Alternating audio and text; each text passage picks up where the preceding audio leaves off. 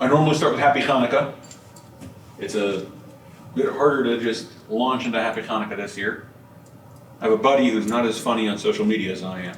All my friends are not as funny on social media as I am, but I have a friend his last tweet was a last year Hanukkah.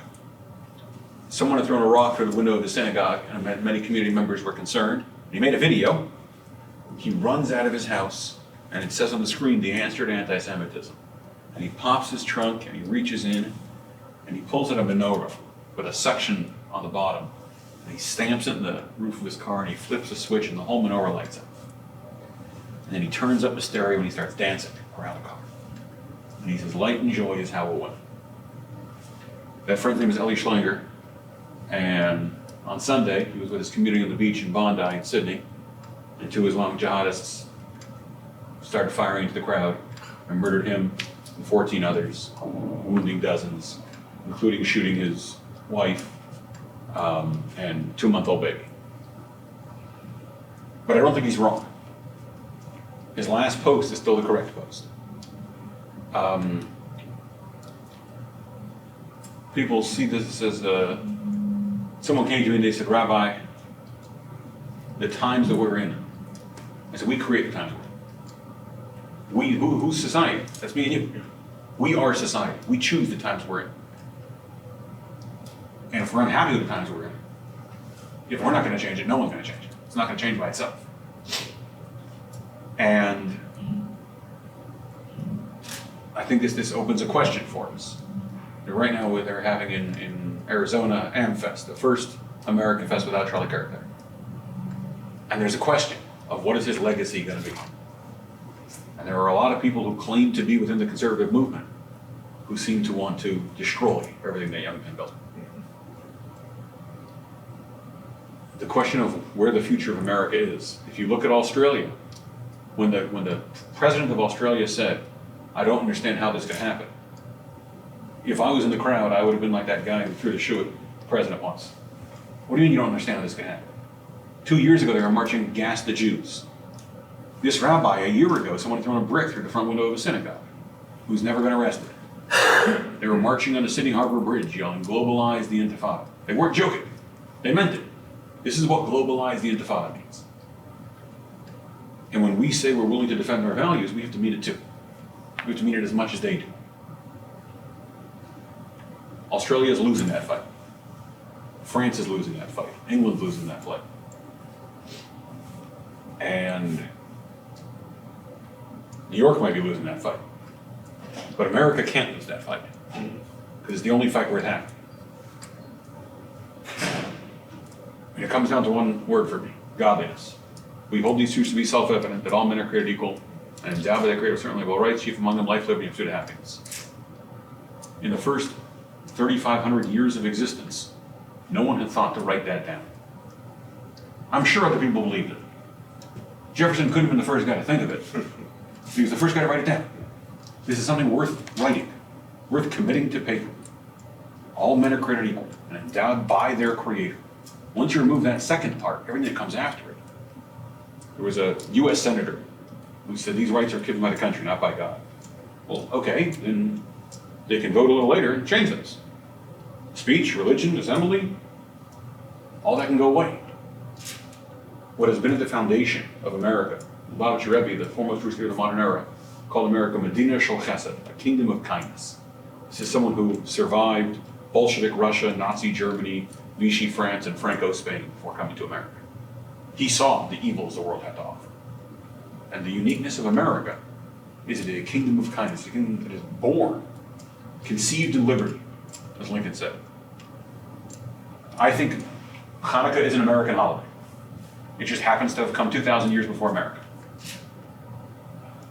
The idea of every branch of the menorah coming to the same stem is the expression e pluribus unum in a symbol. It is the very first symbol of religious freedom. The Maccabees were told, you can't worship. And they said, we beg to disagree. There are people who are saying you can't print that picture or say those words or something else. And do we beg to disagree? So I'm grateful every year for you having us here. I love this tradition, but I'm especially grateful this year, especially meaningful this year, especially in this big beautiful new surroundings. Because this year we need more light, not less. Want to share a few words before we light? Sure. Rabbi, I couldn't agree with you more. And, for years, I would drop my girls off for school, and every morning before they got out of the car, that I would tell them, shine your light today. Shine it bright. And that light I want them to shine is God's light. Because I think that's what's going to bring kindness back to society. And are we live today recording? We're recording, but not live. Not live, okay. And that would be some of the words that I would give to our community today in society, is that with all the hate that's there, what social media, the hate social media brings out, that we need to put that down. And we need to start loving one another and protecting one another and standing up for one another and for what's right. Some of the things that are going on in our world, in our country, are just wrong. And there's got to be consequences for those bad actions. And part of that is those consequences is people that want what's right is standing up for what's wrong. And so I appreciate it. I was telling some of them before you got here, our first time meeting at the APAC convention in Washington, D.C. in 2020. And I'm so glad that Congressman Barr introduced us so that we could shine our lights for those, even though it's one time a year. It's standing up for what's right and doing what's right by mankind. Thank you. I better not say that yet.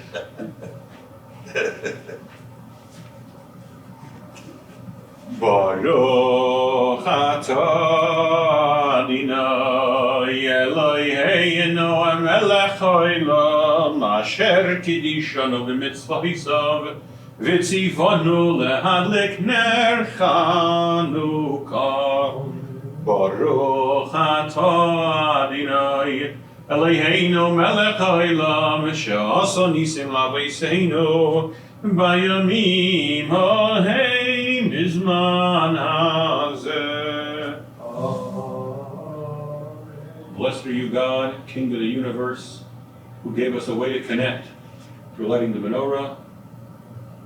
Blessed are you, God, King of the universe, who did miracles for our ancestors in their day and continue to do miracles for us today.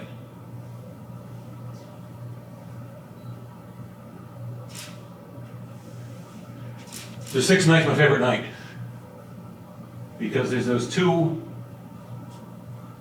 empty spots. There are 6 light spots and then 2 separate empty spots. Because when something's not lit, it's not unified. But those 2 last spots are not dark. They're opportunities for light. There's a candle holder there. And tomorrow night, you can best believe I'm going to put a 7th candle there, and then an 8th. But there's that vestige still, that there's opportunities for us to grab. When we first met in 2020, you said, let's find an opportunity to work together. Let's find further opportunities. When I spoke to people, I said, where's somewhere? They said, well, Judge Taylor's always saying, how could he bring a new opportunity like this room to Madison County? Of course. And throughout the years, through COVID, through everything else, your office has always found a way to bring a little extra light, because there's still opportunities for light. I think that the challenges of this week have shown us there's more opportunities to bring light.